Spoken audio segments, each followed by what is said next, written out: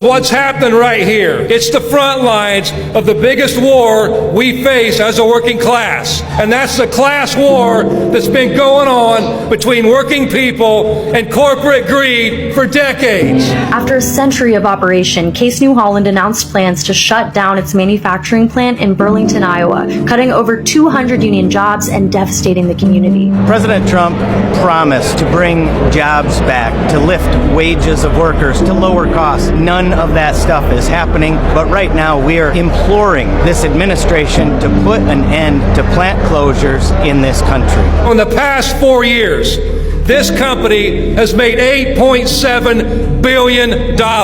They've given Wall Street $3.3 billion in dividends and buybacks. What do the workers who make the product that generates those profits get? I'll put it bluntly, we get fucked. This plant has been the backbone of Burlington, but they don't give a damn. And we are not going to take plant closures while they get stock buybacks. My 2-year-old and my 3-year-old will be impacted in the education system here. Without that tax revenue coming into the community, classroom sizes continue to grow. Services like the ones that my son needs for being deaf and hard of hearing are the first ones that get fucking cut. And that really makes me mad. They're sending the rest of the work to a non-union plant. What do they want most? They want to be out of the union business. No company making billions of dollars should be closing a plant anywhere. This company told us just last week they're closing this plant because it'll save them just under $17 million a year. They want to drop an economic bomb on the Burlington community for less than 1 percentage point of their profits. I don't care what color of hat you wear, whether it's red or blue, all must demand. Case New Holland, you are not going to devastate another working class town. The handful of greedy son of a bitches at the top want more for themselves. Because $100 million for the CEOs and billions of dollars for the shareholders, it's still not enough. These bastards want it all. Fuck them. We're not out to wreck the economy. We're out to wreck their economy. Because their economy only works for the billionaires and the corporate class, and it leaves everybody else in the ditch. Hey everyone, welcome back to the channel. If you're new here, don't forget to hit that like button, subscribe, and tap the notification bell so you'll never miss any updates. Today's video, oh boy, we've got a story, one that's unfolding in real time across Iowa, a state that once poured unwavering support into Donald Trump and is now feeling the burn of those same policies they cheered for. Now, the year is 2025, and suddenly Iowa looked like the setting of an economic storm. Factories shutting down, manufacturing jobs disappearing, small towns struggling, and MAGA voters who once waved red hats proudly are now asking, wait, how did this happen? Well, let's talk about it. Farm equipment maker John Deere is laying off 238 employees in Iowa and 3 different factories, in large part because of Donald Trump's tariffs. Deere says that they have now spent $238 million this last quarter, actually $200 million this last quarter, $300 million this year on Trump's tariffs, and basically they've got to fire people because it's caused too much inflation for them for their products. Now, the way tariffs work, you constantly hear the Trump people say, we've brought in billions and hundreds of billions of dollars in tariffs from those foreigners. They're lying. They brought in hundreds of billions of dollars from Americans by having the largest tax increase in American history. All you have to do is Google it, and you will see that tariffs are a tax on products that American companies and Americans buy and import into the U.S. What happens is the companies themselves have to pay for the products, and then they have to decide, do they pass that cost along to you and me? What studies have shown is that ultimately they pass about 2/3 of the cost, a little under 66%, to the consumer, which means inflation will go up 66% of the tariff. Trump's average tariff, right now the average tariff is actually around 18%. That means 2/3 is going to be around 12%, so prices are going up 12%. That's kind of quite a lot, guys. But really bad news for farm workers and really bad news across the board for America as inflation starts to rise because of Donald Trump's biggest tax increase in American history. What's happening right here? It's the front lines of the biggest war we face as a working class. And that's the class war that's been going on between working people and corporate greed for decades. After a century of operation, Case New Holland announced plans to shut down its manufacturing plant in Burlington, Iowa, cutting over 200 union jobs and devastating the community. President Trump promise to bring jobs back, to lift wages of workers, to lower costs. None of that stuff is happening, but right now we are imploring Iowa, the red state of Iowa that voted for Donald Trump, not once, not twice, but 3 times. Yes, they are losing jobs, manufacturing, and they voted for Donald J. Trump.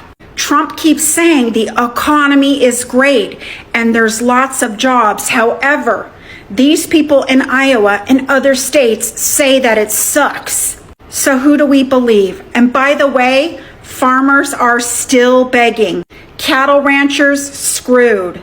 FAFO, Iowa, and other red states coming every day. Farmers and workers in Iowa who once believed Trump's America First message are now watching their livelihoods collapse under the exact same policies that were supposed to protect them. Since siding with Obama twice, Iowa has become a stronghold for Donald Trump, yet perhaps no state has struggled more with his economic policies. During the first quarter of 2025, Iowa's GDP dropped by 6.1%. That's more than any other state aside from neighboring Nebraska. Manufacturing, which drives 17% of Iowa's economic output, has been hit with higher production costs in part because of steep tariffs on imports like aluminum and steel. Meatpacking plants, which help make Iowa the nation's leading pork producer, rely heavily on foreign-born workers, hundreds of thousands of whom saw their legal status stripped away by the president. Trump's war on renewable energy also threatens the wind industry that produces more than half of Iowa's electricity. Kirk Leeds, who is the chief executive of the Iowa Soybean Association, said, "This is as challenging as I've seen it. We've got uncertainties beyond compare." Additionally, Trump's massive bailout of Argentina has upset many Iowans, since China moved immediately after it was announced to lock up Argentine soybean exports to fill the gap from Beijing's boycott of American soy. One of the farmers, named Larry, asked, "Who are you subsidizing, our competitors or us?" This is what happens when political slogans replace actual economic policy. America First was supposed to protect farmers and manufacturers, but the numbers don't lie. Iowa's economy is tanking. The New York Times just revealed something stunning. Iowa, Trump country, has the worst economy in America, and it's not even close. This is a state that voted for Barack Obama twice, then went all in for Trump, and now they're getting crushed by the very policies they voted for. The promise: Trump is going to fight for American farmers. Under the next Trump administration, we will have a rebirth of loyalty to the American farmer and to the American flag. I will defend you on trade, and if any other country tries to take advantage of our farmers, there will be a very steep price for them to pay.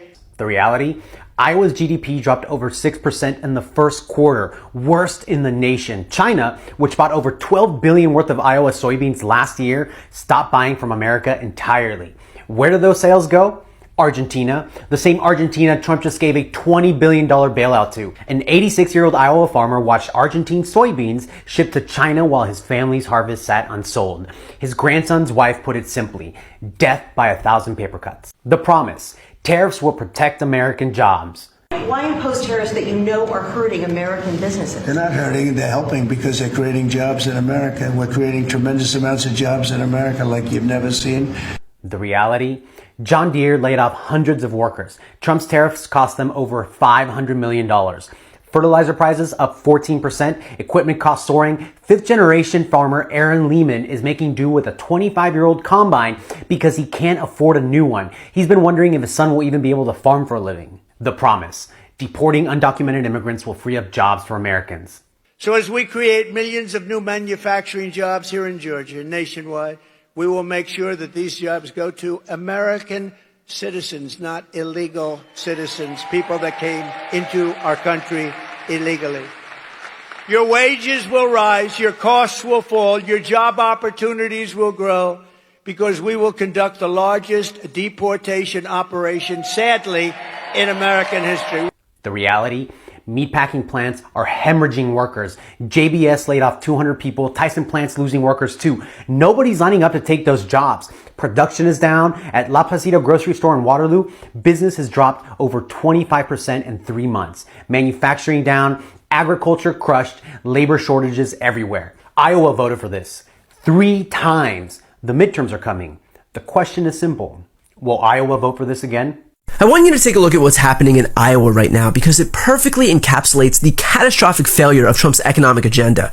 And the most damning part, this is happening in one of Trump's strongest states, a place that voted for him twice. So when his own voters are getting crushed by his policies, you know something has gone terribly wrong. The New York Times did a deep dive into the Iowa economy, so let's start with the headline number here. During the first quarter of 2025, Iowa's gross domestic product, their GDP, dropped by 6.1%, more than any other state aside from neighboring Nebraska. We're talking about the worst economic collapse in the nation happening in deep red Iowa under the watch of the guy they voted for to supposedly fix the economy. And listen to how one Iowa farming family described what they're experiencing right now. Right now, we're fighting different economic wars all at once. You can sustain it one at a time, but right now, it's death by 1,000 paper cuts. Death by 1,000 paper cuts, because Trump's economic policies are hitting Iowa from every conceivable angle. Quote, for Iowans, losing China's soybean market in the president's trade war was only one of the many economic shocks that have hit the state since the start of Mr. Trump's second term. The cost of tractors and fertilizers have shot up with his tariffs. Labor has grown scarcer in agribusiness. Major manufacturers have laid off workers. Even the ubiquitous wind turbines that provide income for some Iowa farmers are in the president's sights. So you're getting hit with higher costs. You can't find workers. Manufacturers are laying people off, and he is dismantling the wind energy sector. Tell me, at what point does this start to look like winning? Now, here's where it gets devastating. Iowa is the country's largest corn producer and second largest soybean producer. America exports as much as half of its soybeans, and the vast majority have gone to China, $12.6 billion worth last year. But this year, China has stopped purchasing soybeans from the United States to retaliate against Trump's tariffs altogether, meaning that number is now zero. American producers have spent decades building up these relationships. The Iowa Soybean Association chief has traveled to China 25 times, and here's his assessment. Quote, I'm not exactly sure how we repair some of these relationships. This is as challenging as I've seen it. We've got uncertainties beyond compare. But here's where it gets really insane. When Trump announced a $20 billion bailout for Argentina, China immediately locked up Argentine soybean exports to fill the gap. Donald Trump is literally funding Iowa's competitors, which leaves Iowa farmers rightfully asking the question, who are you subsidizing, our competitors or us? And it's not just soybeans either. After Trump suggested importing more beef from Argentina, the Iowa Cattlemen's Association chief said, Trump's comments roiled cattle markets, and a volatile market provides less of an opportunity for our producers to make decisions that are going to help keep them profitable and viable. And yet, still, Trump won't relent, with his administration actually doubling down. Just today, Trump's Treasury Secretary, who also, by the way, owns farmland. Iowa was one of Trump's strongest bases. Farm communities, industrial towns, and manufacturing hubs all believed in the promise that tariffs would bring jobs back and push foreign competitors. It sounded bold, it sounded tough, but today it's sounding like something else entirely. A bad strategy gone worse. Because the truth is, tariffs don't magically force other countries to beg for mercy.